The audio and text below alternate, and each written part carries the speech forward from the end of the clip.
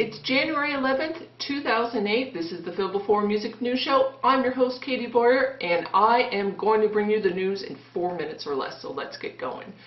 MySpace being subpoenaed. Now, all this has to do with the case about the 13-year-old girl, Megan Meyer, who committed suicide. Now, she did this because she received cruel messages on her MySpace page, and that was allegedly from a mother of a school rival who was posing as a 16-year-old boy back in October 2006. Now, the authorities in Missouri tried to get the mother for online harassment, but Missouri doesn't have laws covering online harassment. So now the feds, according to the New York Times, are stepping in. Now, they're going to be investigating whether the use of false identity could be considered internet fraud under federal statutes. Now, we'll have to really keep an eye on this because this could have huge implications for any of us when we put information into a site like MySpace. So I'll let you know what happens. Now, UCSC is taking up with the RIAA. The University of California, Santa Cruz is another college who is now becoming a copyright cop for the Big Four labels. And according to B14CK, who's one of the university's residential network technicians, UCSC has just started blocking and throttling network traffic. Now, he goes on, I think it's a he, goes on to say that this is happening because they think that they can reduce the number of RIAA complaints they get each year, which reflects poorly on the school, by blocking the tele-network traffic. Now, this student also says it's completely insane that the school is spending not only my tuition money, but also funding from everyone who lives in California to pay for network devices to restrict network traffic. Now, to find out more of what B14CK has to say, you can click on the headline link if you're on our site, Phibble.com. If you're on one of the other sites watching this, head on over and he has a lot to say. It's really interesting.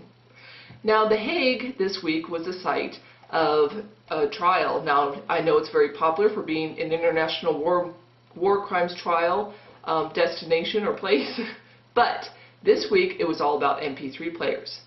Now, Norma, who is the Dutch version of the RIAA, went to court in an attempt to overturn the Dutch government's decision to block any further taxes on MP3 players.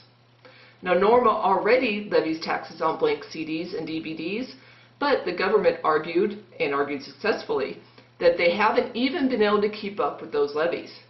Now, Norma claims that the use of MP3 players makes artists into victims without taxes to compensate them, and that the new taxes are urgently needed.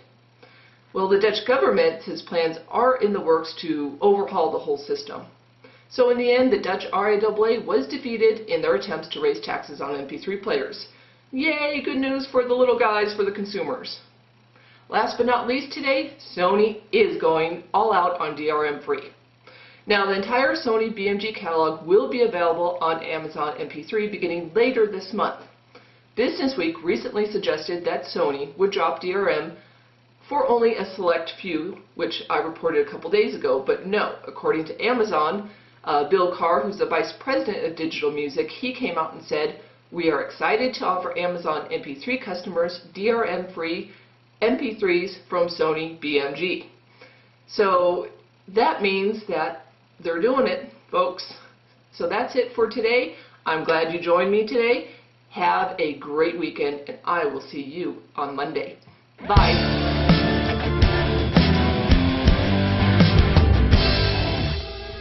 Picked up a pen today to write a love song for you, baby. Nothing new to say. Love songs all the same. It drives me crazy. It's hard to believe that we don't see